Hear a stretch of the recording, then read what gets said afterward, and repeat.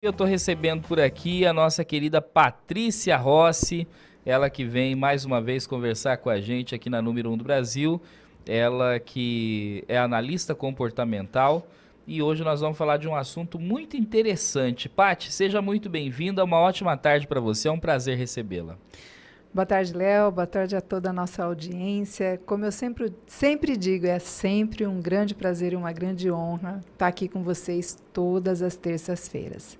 Bom, hoje nós vamos falar da síndrome da irmã ou do irmão mais velho.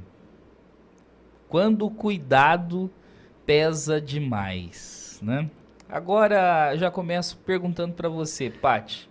Para começar, o que é essa tal chamada síndrome da irmã mais velha ou do irmão mais velho? Esse termo ele é reconhecido na psicologia ou é mais uma expressão popular que reflete uma realidade emocional, Paty? Você já respondeu. Ele, apesar de não ser um termo clínico oficial, ele reflete muito o que a psicologia popular descreve, né? Em casos de mulheres que desde muito cedo desenvolve ou desenvolveu um papel de muita responsabilidade dentro da sua família, né? Por serem irmã ou irmão mais velhos. E essa responsabilidade, ela desenvolve aí um conjunto de sentimentos e de comportamentos. Agora, dentro desse contexto, né, o que nós podemos classificar como sendo essa síndrome de fato? Olha, Léo, é até bacana a gente descrever quais são os sintomas para você entender se você se encaixa dentro desse quadro e como que você trabalha com essas informações. Porque uma coisa que eu costumo dizer é a informação, ela tem que te trazer clareza. Sim. E tem que fazer com que você reflita sobre aquilo que você está recebendo como informação para ter uma mudança de comportamento. Toda a informação que você recebe, que não te leva à autorreflexão e não te traz uma mudança de comportamento, ela não tem fundamento nenhum, ela não cumpriu com a sua função, né? Então, vamos lá. O excesso de responsabilidade. Todas as vezes que você sente que você tem uma responsabilidade muito grande, né, sendo o irmão ou uma irmã mais velha, o excesso da responsabilidade que começa a te pesar, isso é um sintoma da síndrome da irmã mais velha.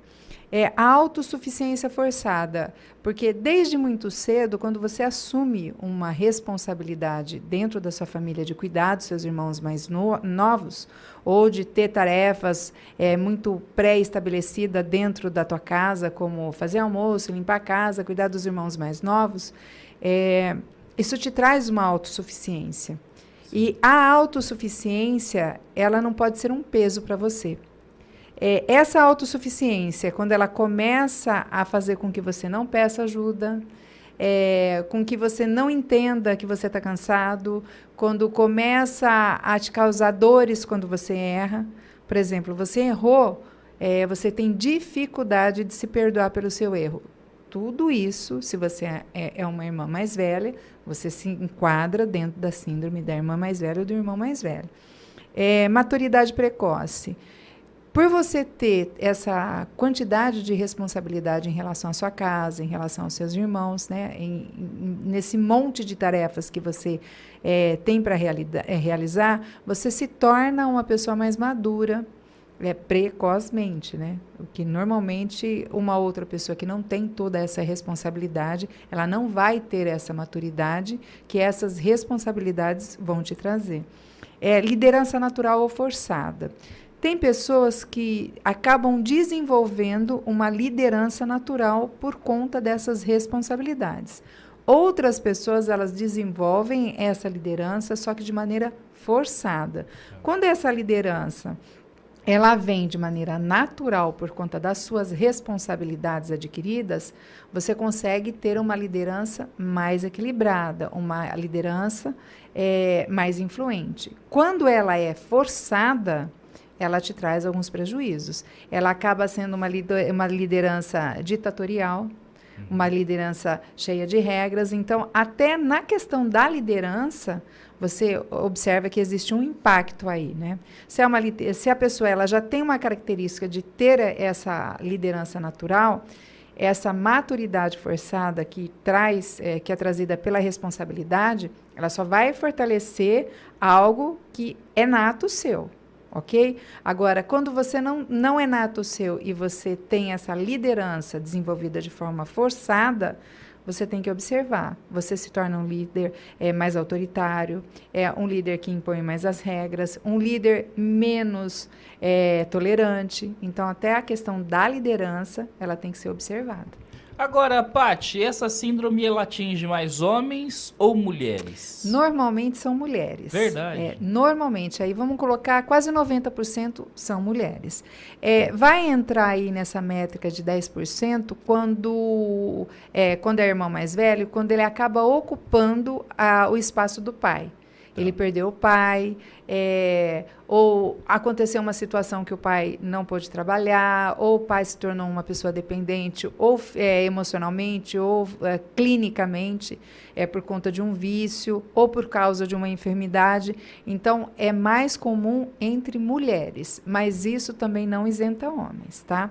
E tem casos, Léo, como é que é interessante o processo? Por a mulher, e ela já ter um senso natural, né, para ser mãe, né, ter uma vocação para ser mãe, ela consegue lidar com essa síndrome de forma mais tranquila, apesar de ter essa disfunções, que nem autossuficiência, uma pessoa que não consegue pedir ajuda, ter medo de errar, ser muito crítica quando erra. Ainda é mais fácil trabalhar com a mulher. Quando é com o homem, já é mais difícil, porque eles têm a dificuldade de olhar, eles têm a dificuldade de ter um entendimento, eles têm a dificuldade de lidar com as emoções. Então, eles acabam assumindo o papel e depois eles têm dificuldade para entender o porquê que ele assumiu aquele papel ou sair daquela função e daquele papel que ele acabou assumindo. É mais fácil trabalhar com mulheres nesse aspecto do que com homens, porque a mulher ela tem uma facilidade de olhar para suas emoções. O homem já é mais reservado, já é mais difícil. Agora, quais são os impactos emocionais na vida dessas pessoas que acabam desenvolvendo essa síndrome, né? A longo prazo, pensando a longo prazo, pensando lá na frente. Léo, primeiro, elas têm dificuldades de estabelecer limites. Então, elas entendem que elas só são amadas, só são vistas quando elas estão cuidando. Então, ela acaba sempre assumindo um papel de cuidadora em todas as relações. Ela, na relação de mãe, na relação de esposa, na relação com seus amigos, na relação com seus colegas de trabalho, ela sempre vai assumir o papel de ser cuidadora. Então, ela entende que ela só vai ser amada se ela estiver servindo. Isso é um impacto que muitas vezes pode ser negativo, porque ela pode assumir uma carga muito maior do que ela precisa assumir, e isso pode causar um burnout tanto emocional como físico, né? Então, ela precisa observar relações desequilibradas. Quando você acaba assumindo um papel de cuidadora dentro de um relacionamento, ela pode causar o desequilíbrio dentro desse relacionamento. Imagine no relacionamento entre marido e mulher, onde a esposa acaba assumindo a função ou o papel de ser cuidadora do marido. Isso causa um desequilíbrio emocional terrível dentro da relação. E às vezes a pessoa não consegue ter a clareza de entender o porquê que ela age da forma que ela está agindo. Então, precisa ser olhado isso, precisa ser visto, precisa ser analisado. O sentimento de invisibilidade, isso é muito comum. A pessoa ela não se sente vista, ela não se sente cuidada, ela não se sente prestigiada. Não se sente, porque ela entende, e ela acaba fazendo isso, né? Ela sempre vai estar cuidando do outro e está sempre se colocando em segundo plano. Então, acaba aquele sentimento de frustração, de falta de pertencimento, de falta de cuidado, de falta de zelo, né? Consigo mesmo e por não se sentir vista pelas outras pessoas. E é comum que essas pessoas elas tenham, né, situações, por exemplo, não querer aceitar que o outro, por exemplo, tenha outras amizades, que ele tenha outras relações por conta desse eu sou a sua protetora, eu sou a sua cuidadora. Existe também essa tentativa de brecar quem está do lado dela? Isso fala mais sobre controle, né? Nós vamos colocar aí dentro desse balaio, porque é uma coisa que eu sempre costumo dizer, uma síndrome, ela nunca está sozinha. Quando você começa a trabalhar ou uma síndrome, um comportamento, você vai observar que um comportamento ele está ancorado ao outro comportamento, né? Então, você trabalha mas tem outros aí que vão estar ancorados nesse mesmo comportamento que você vai trabalhar. Dessa forma que você coloca, você observa que existe um controle. Além de ter uma síndrome da irmã mais velha, pode ter uma questão da pessoa ser controladora. Né? Então, pode existir, sim. O que, na grande maioria das vezes, a pessoa vai sentir, e ela sente muito, é quando ela observa que tem outras pessoas, ou outra pessoa, cuidando daquele que ela estava cuidando. Isso gera um certo conflito. Então, por isso que precisa... Vamos colocar assim, eu tenho a minha sogra. Tá. A minha sogra, ela está no papel de mãe do meu marido, correto? Okay. Ela é funcional isso, né? E aí eu me caso e começo a assumir a função de cuidadora do meu marido. Eu vou ter conflito com a minha sogra. Porque eu vou ter querendo ocupar um espaço que é da minha sogra, não é meu. O meu espaço é de esposa. Não é de mãe. E quando eu assumo o papel de cuidadora do meu marido, eu também estou assumindo o papel de mãe do meu marido.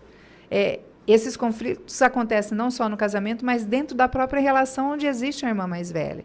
Onde um dos pais, principalmente a mãe, vem fazer a correção num dos seus irmãos e você, por estar no papel de cuidadora, você toma a dor do seu irmão e você defende o seu irmão em relação à sua mãe.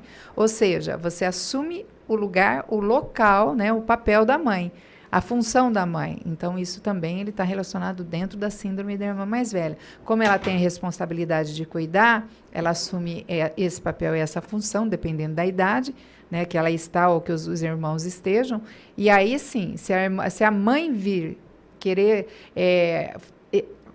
ocupar ou exigir a função dela, pode haver um conflito com a irmã mais velha, porque a irmã vai falar, opa, sou eu que estou cuidando.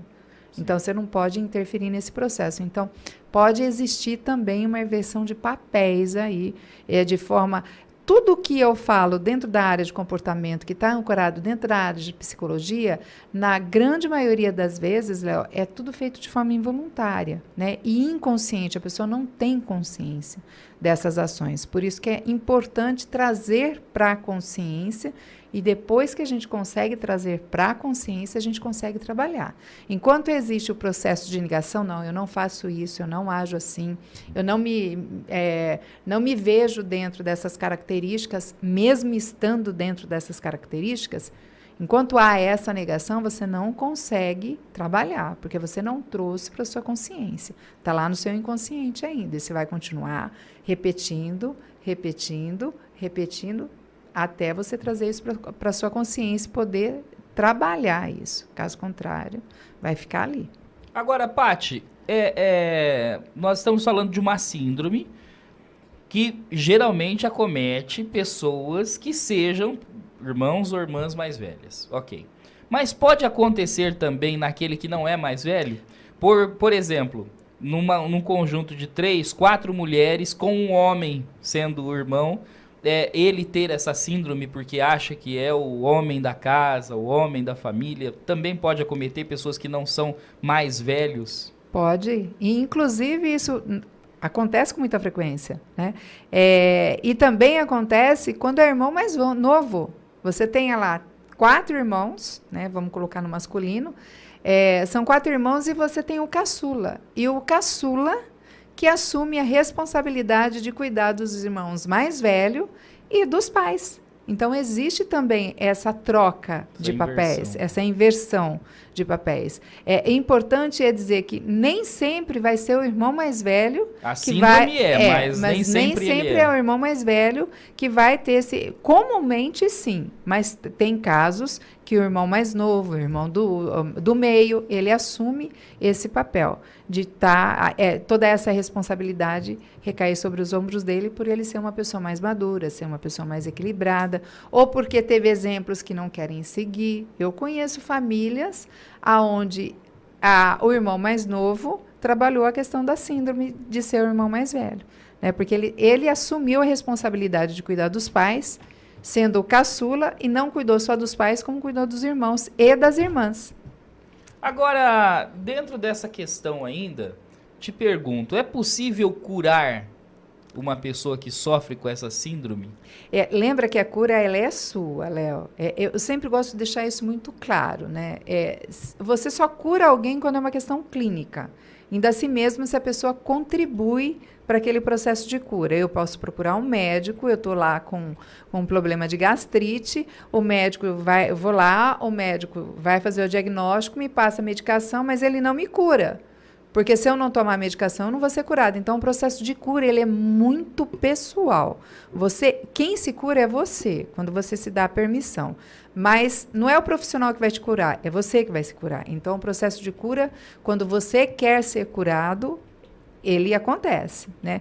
E aí você tem que você vai tomar o seu autocuidado, trazendo todas essas informações para clareza, trabalhando essas informações, tendo o processo de ressignificação, entendendo onde está a sua vulnerabilidade, né? Onde que eu estou vulnerável, por que eu me sinto dessa forma, como que eu trabalho essas emoções e esses sentimentos.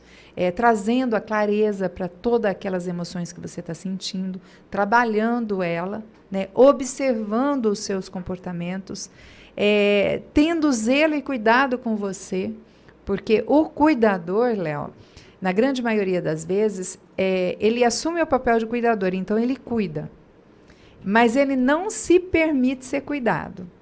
Até dentro da área da saúde, quando você contrata um cuidador, o cuidador ele precisa ser cuidado. E isso que eu estou falando como sendo uma profissão. Eu tenho a profissão de cuidador ou cuidadora. Se eu sou um cuidador ou uma cuidadora, eu também preciso de alguém que cuide de mim. Se eu sou um psicólogo, eu também preciso ter um psicólogo que me acompanhe. Se eu sou um terapeuta, eu também preciso. Quem cuida também precisa ser cuidado. E dentro dessa síndrome que a gente está trazendo, uma das maiores dificuldades é a pessoa permitir ser cuidada, ela se permitir descansar, ela se permitir entender que ela não é perfeita, ela se permitir errar, ela se permitir buscar e pedir ajuda. Então, o processo de cura, ele acontece quando a pessoa se permite ser curada. Mas você observa que essa permissão é dela? Sim. Ela tem que ter essa clareza. Né? Ela tem que entender a necessidade. Ela tem que se permitir. Eu entendi, eu sei que eu estou enquadrada dentro dessa síndrome, então eu quero ser curada dessas feridas que eu carrego. Mas quais são? Eu tenho que trazê-las à clareza e permitir que esse processo aconteça. Então, observa que não é o profissional que vai me curar. O profissional vai me apoiar no processo de cura. Mas a cura, eu que tenho que dar essa permissão, eu que tenho que me permitir ser curado. Caso contrário, não vai acontecer. E uma coisa que é extremamente importante, Léo, eu até marquei aqui para a gente não esquecer, é entender e revisitar a questão dos papéis. Você está no seu devido lugar, isso é extremamente importante. Eu sou a irmã mais velha, eu sou a irmã mais velha. Mas isso não quer dizer que tudo que acontece com os meus irmãos se torna exclusividade e responsabilidade minha. Não é. Eu posso apoiar e ajudar naquilo que eu tenho condições de fazer e não me tornar um cuidador do outro, né? Muito bem. E as pessoas que quiserem conhecer o seu trabalho, qual é o primeiro passo que elas devem fazer para se livrar dessa síndrome, para se curar disso? Qual é o primeiro passo e como as pessoas devem proceder? Primeiro, ela entender que ela tem essa síndrome, que ela está enquadrada dentro dessas características. Segundo, é ter a clareza de querer buscar ajuda e se permitir o processo de cura. E depois procurar um profissional. Caso ela faça essa opção por mim, o meu WhatsApp é 14 99774 0965. As minhas redes sociais é Patrícia Rossi, _oficial, meu Instagram, e um canal no YouTube que é Patrícia Rossi Treinamentos. Muito bem, Patrícia Rossi, analista comportamental, conosco aqui nos estúdios da Auriverde. Beijo para você e até semana que vem. Obrigadão, Léo. Um beijo para você e para toda a nossa audiência. Até semana que vem. Fiquem todos com Deus e sejam muito abençoados.